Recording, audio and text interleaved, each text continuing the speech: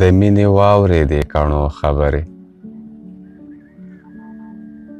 د زړه په غوږو د بڼو خبرې، د خدای په در زما د پاره توی شوې، وکړې هغو اوښکو رڼو خبرې. ملا سلګو کې په منبر کولې د یو ګریوان او د تڼو خبرې، د یار د حسن مقابل به نشي، د انور سپوږمۍ او د مڼو خبرې. د کوهي تور که منتها غوره دي، کلامکان کې د پڼو خبرې. ای د بربنډ مغربي رشک زده، د پرفتنې د قڼو خبرې.